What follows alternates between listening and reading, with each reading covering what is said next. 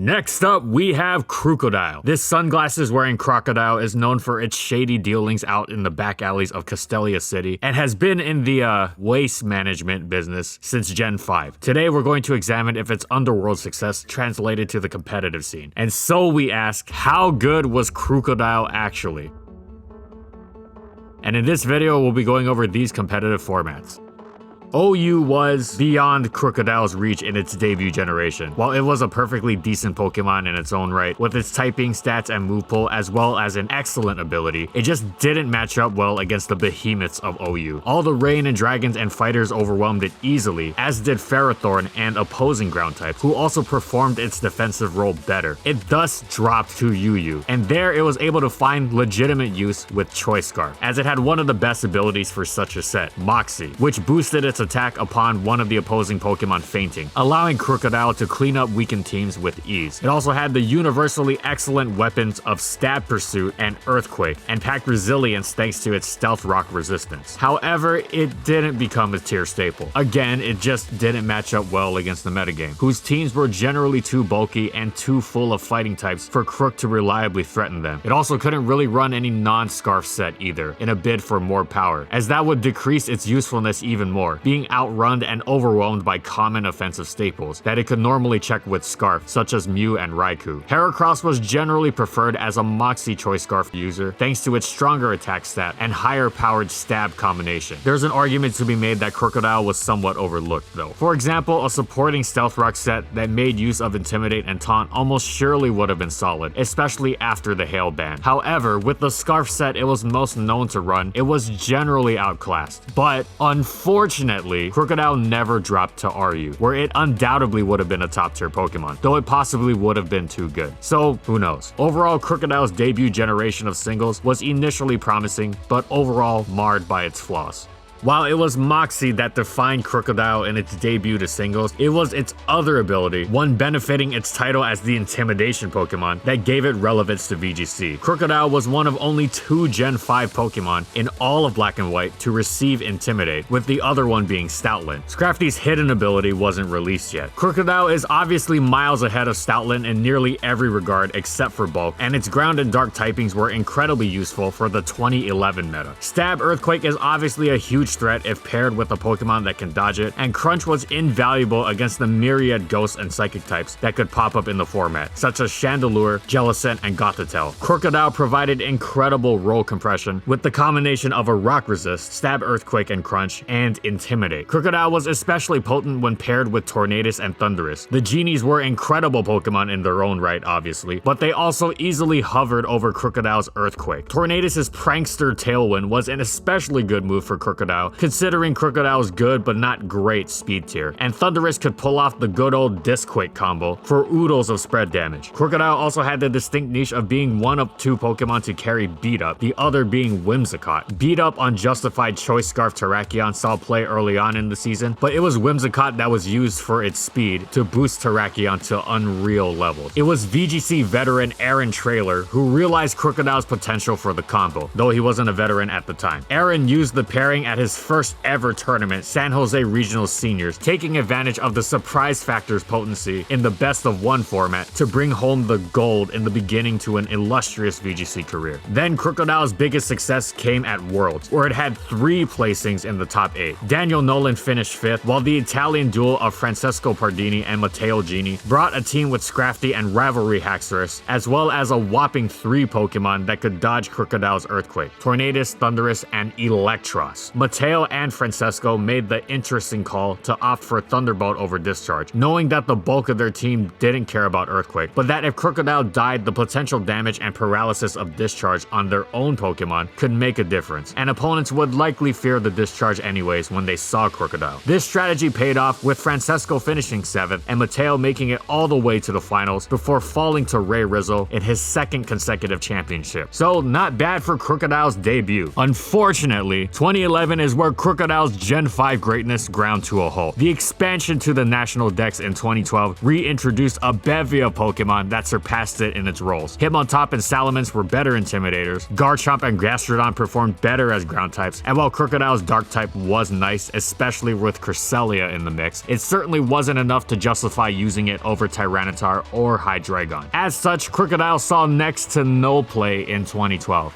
except for Lev Willie, who won the Crestwood, Missouri Regionals. But other than that regional win, no other notable placements in 2012 were found or submitted. However, 2012 was nothing compared to 2013 for Krookodile's prospects. It was 2013 and Black and White 2 that introduced the king of VGC and Krookodile's worst nemesis, Landorus Theory. Simply put, there's almost zero reason to use Krookodile over Landorus, who brings Krooodile's Intimidate and ground typing with the addition of far more attack, a fighting type resistance, and a ground immunity. Sure, Lando is 4 times weak to ice and has 1 less point in speed. Look, do I really have to justify how good Landorus is to you guys? You already know.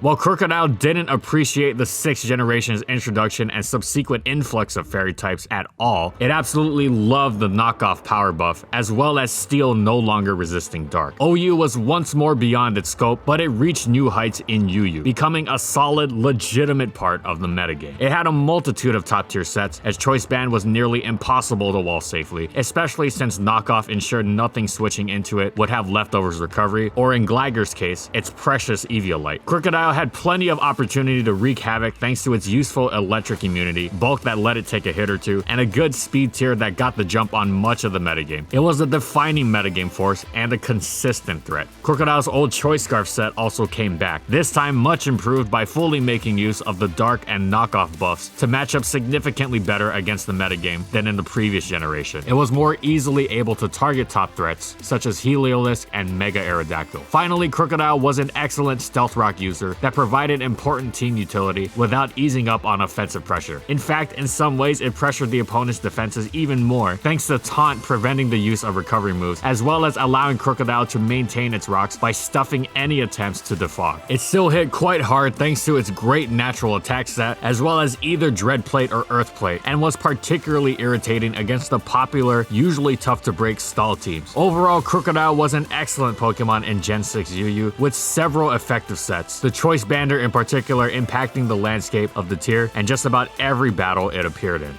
2014's limited format freed Krookodile from the tyranny of Landorus T. And while the addition of fairy types wasn't great for Krookodile, it very much appreciated being able to hit steel types neutrally. However, not all of its competition was gone. Garchomp was still by far the more common ground type, and it had even stiffer competition as an intimidator. In addition to Salamence and the rare Gyarados, Mega Mawile's prevalence meant that regular Mawile could often serve as its team's intimidator. What this meant was that Krookodile once more was mostly out of favor in the meta. Nevertheless, a select few players saw success with Krookodile. Enosh Human Shakar managed to take second at the Virginia Regionals using Choice Scarf Krookodile on a rain team. Enosh could use Krookodile and Talonflame as cleaners or as his leads, using Chestnut's Taunt to shut down defensive strategies and his Rain Core to soften up opponents. His Krookodile's moveset of Rock Slide, Earthquake, Crunch, and Stone Edge is pretty much what you'd expect from Scarfed Krookodile. Rock type attacks in particular were very important for handling Talonflame and Charizard. Krookodile only saw 2 other notable placements in the season. Japanese player Aru placed top 4 at the Bibu Offline Battle Road Gloria qualifier, following Enosh's lead with a Scarf Krookodile of his own. Finally, while Krookodile wasn't able to put up any particularly incredible results for the rest of the season, Toby Mullins was able to make top 64 at US Nationals, using it on a team that fully invested in hitting hard and fast. In the end, however, Krookodile just couldn't cut it compared to the competition in 2014. 2015 wasn't much better for Krookodile either, with only 2 players giving Krookodile any notable accomplishments to its name. Josh Krieger finishing 10th at the Oregon Regionals with, you guessed it, Choice Scarf Krookodile. Josh made use of Oraz's new Move Tutors additions to trick his Krookodile out with the upgrades of Knockoff and Superpower, keeping Stone Edge over Rock Slide. The reason for this was actually complex. Krookodile was jolly, trading power for the chance to outspeed its nemesis Landorus and remove the item from any potential Scarf morph variant. So hey, I guess that 1 point of speed mattered in the end. The only other player who used Krookodile to any success was Ryota Otsubo, whose name you might recognize. More on that later. Ryota absolutely loves Krookodile and used his own Krookodile Rain team to place top 4 at the Japanese Nationals. The idea behind Krookodile in Rain is that its potency as a Scarf user helps eliminate threats to the setup, while its ground typing is valuable in baiting out electric types and working well with Zapdos, one of Rain's stalwarts. Ryota took the exact same team the Worlds, where he had a 25th place finish and was the only representative of Krookodile at the tournament. And of course, I probably don't need to tell you that Krookodile was bad in 2016. But it was. Too slow, not strong enough, and not good enough of an intimidator. You get the picture.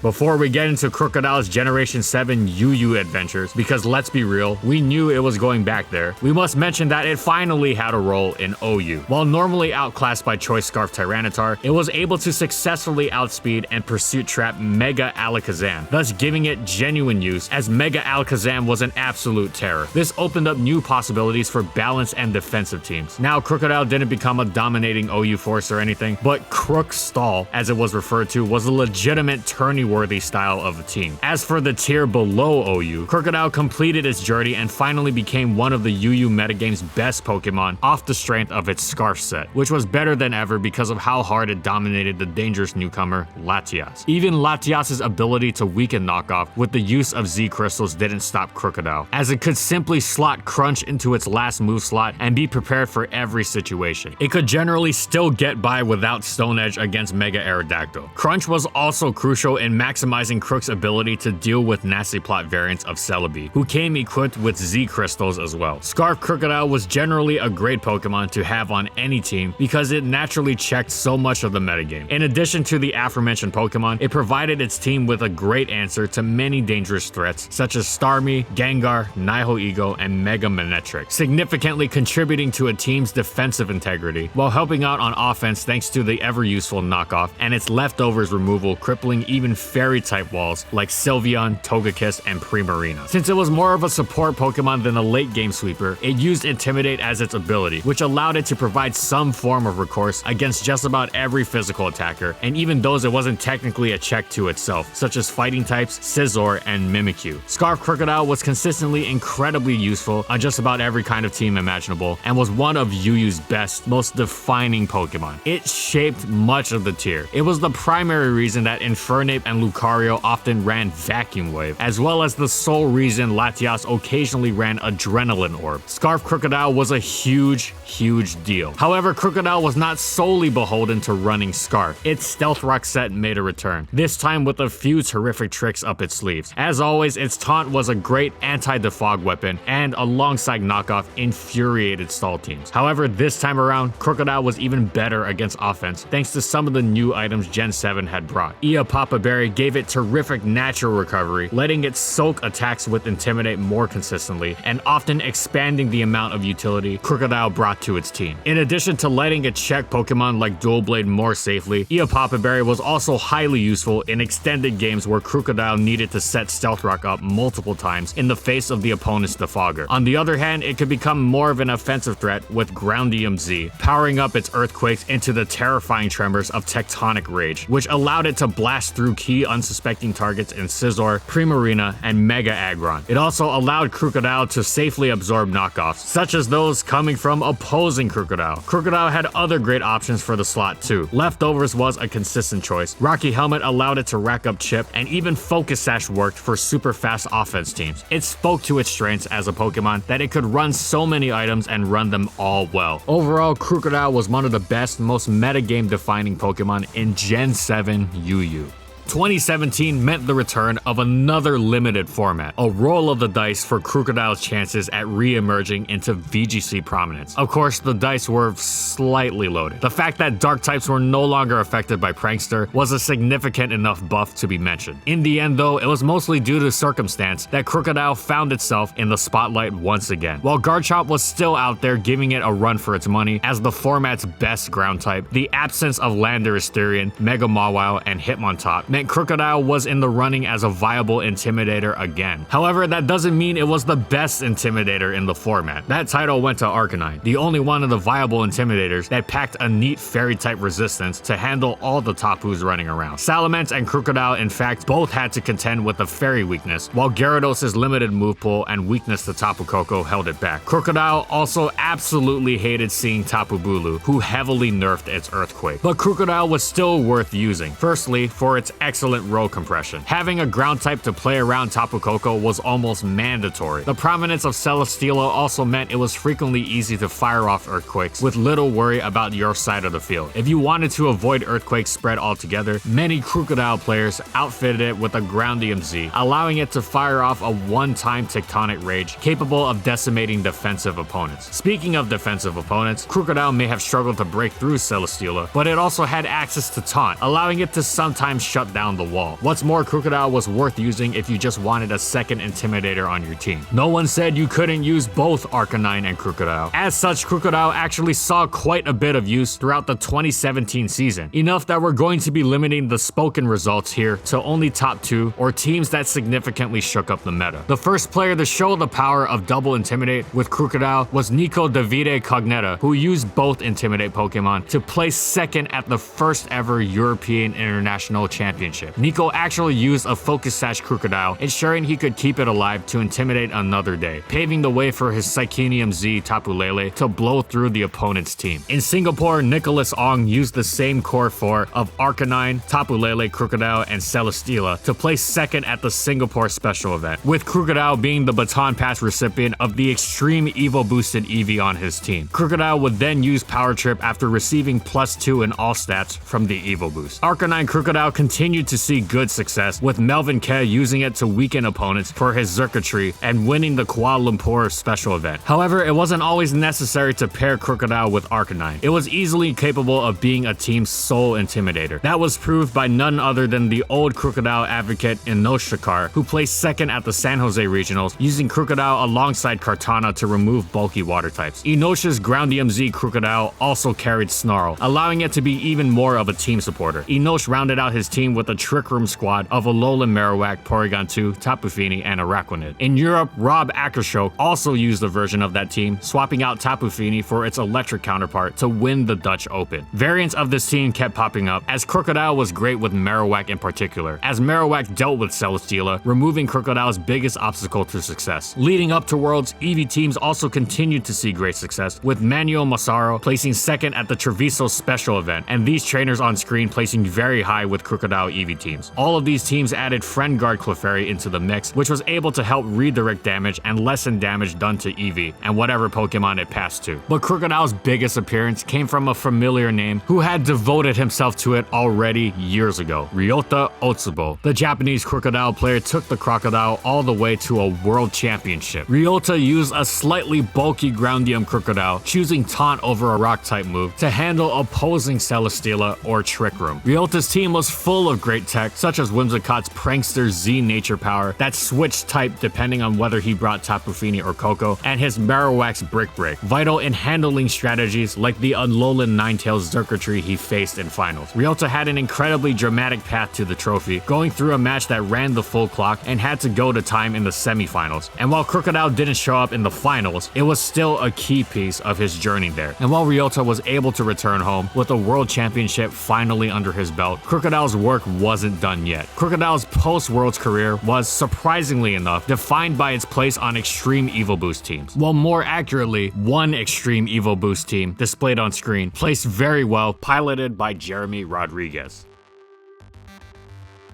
And so Krookodile ended 2017 in glory, a world championship and one of the stars of one of the most talked about teams of the year. Of course, all good things must come to an end, and in Krookodile's case, those ends came from places to both old and new. Landorus returned to the format in 2018, putting heavy pressure on Krookodile's niche as a ground type intimidator. As if that wasn't enough, Incineroar began its reign of terror as the format's best, putting pressure on Krookodile's other niche as a dark type intimidator. Krookodile saw very limited usage average throughout the season, with its only footnotes being a 6th place at the Peru special event, credit of Jose Benavides and Travis Boer's 30th place at the NAIC with scarf stomping tantrum. And 2019 wasn't much better, though Krookodile repeated the trend of having a few okay results. Taeseok Roll used it to place 3rd at the Korean League Finals, while Aaron Perez made top 64 at the NAIC, using it as a double intimidator alongside Incineroar. It's no surprise that Krookodile left the limelight. It's a Pokemon with many good traits for VGC that also just happen to belong to many other Pokemon as well. With Krookodile not being included in the Galar Dex, it hasn't gotten a chance to exploit another limited format, and with Landorus guaranteed to be returning, it's unlikely it will. But it can hold on to that shining moment in 2017 as the signature Pokemon of the World Champion. So not a bad way to peak if you ask me.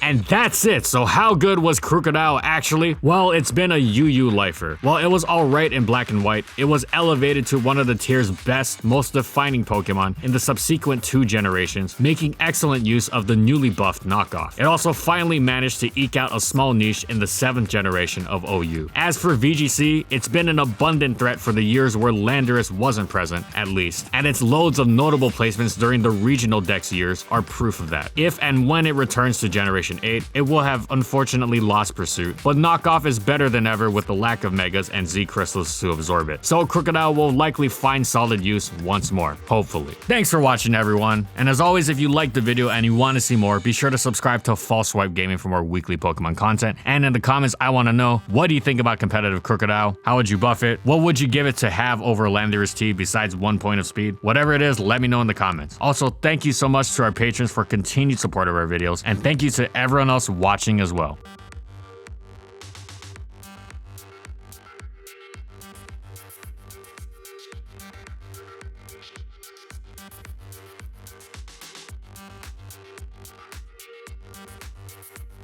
And follow my crew on these social media platforms. And that's all I got. See you next time, everyone.